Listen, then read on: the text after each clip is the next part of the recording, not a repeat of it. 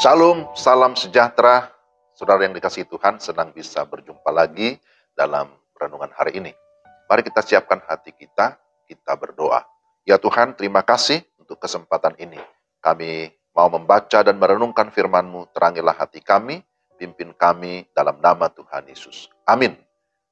Firman Tuhan dari surat Kolose 1 ayat 15. Ia adalah gambar Allah yang tidak kelihatan, yang sulung lebih utama dari segala yang diciptakan. Demikian firman Tuhan, Kolose 1 ayat 15. Tema kita, gereja harus mengutamakan Kristus. Saudara yang dikasihi Tuhan, masihkah gereja relevan dalam dunia yang serba canggih seperti sekarang ini? Permasalahan hidup yang semakin kompleks dan kemajuan zaman membuat banyak orang tidak lagi memiliki gairah terhadap hal-hal rohani. Di kalangan Kristen, gereja banyak kehilangan anggotanya, terutama dari kalangan anak muda, seperti yang dialami oleh banyak gereja-gereja di Eropa, tapi juga di gereja-gereja tradisional di Indonesia sudah juga mengalami hal yang demikian. Tentu banyak penyebabnya, bisa karena perkembangan teknologi digital, bisa juga karena gereja kurang tanggap terhadap pesatnya perubahan zaman, atau memang orang yang bersangkutan sudah mengeraskan hatinya dengan segala pembelaan diri yang egosentris. Orang akan berpikir, jika di luar gereja saya bisa mendapatkan apa yang saya inginkan dan malah lebih baik, mengapa harus datang ke gereja? Bisa saja itu menjadi argumentasi seseorang. Situasi seperti ini dalam tanda kutip memaksa gereja untuk berusaha tampil relevan dengan mengakomodasi keinginan orang banyak. Demi menjangkau banyak orang, gereja menampilkan dirinya semirip dan semenarik mungkin dengan dunia. Desain ruang ibadah, tata cara ibadah, serta khotbah-khotbahnya disesuaikan dengan apa yang sedang digemari oleh banyak orang. Tetapi gereja justru akan kehilangan relevansinya ketika menjadi sama dengan organisasi atau perkumpulan-perkumpulan lainnya yang ada di dunia ini. Nah, tantangan-tantangan seperti ini mungkin memicu kita untuk menjawab pertanyaan, apa yang harus dilakukan oleh gereja untuk mengantisipasi perkembangan zaman? Program-program baru pun banyak bermunculan. Tetapi untuk menjawab pertanyaan ini, mari kita renungkan hal yang sangat mendasar. Apa sih sebenarnya gereja itu? Dan apa keunikannya dibandingkan dengan organisasi atau perkumpulan lainnya? Di dalam Efesus 5 ayat 25 tertulis, Kristus mengasihi jemaat serta mengorbankan dirinya untuk jemaat itu.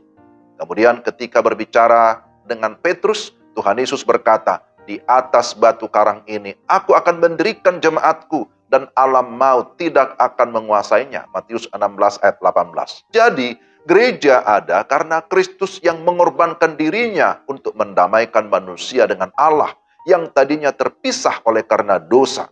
Kemudian Kristus sendiri yang akan menjaga gerejanya dari segala ancaman, bahkan dari alam maut. Kita lihat di sini betapa istimewanya gereja.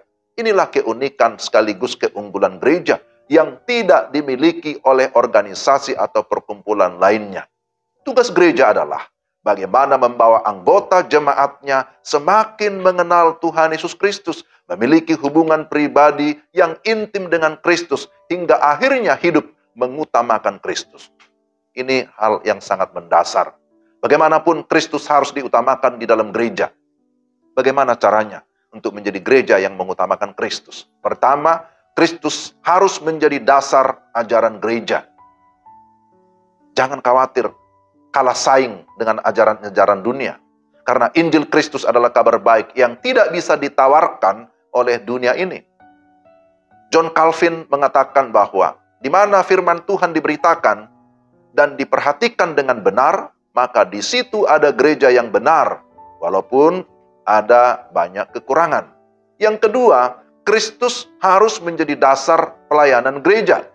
Apa dan bagaimana pelayanan yang dilakukan oleh Kristus selama hidup di dunia, itulah yang harus dilakukan oleh gereja. Ya, terkecuali dalam hal penebusan dosa. Hanya Kristus yang bisa menebus dosa.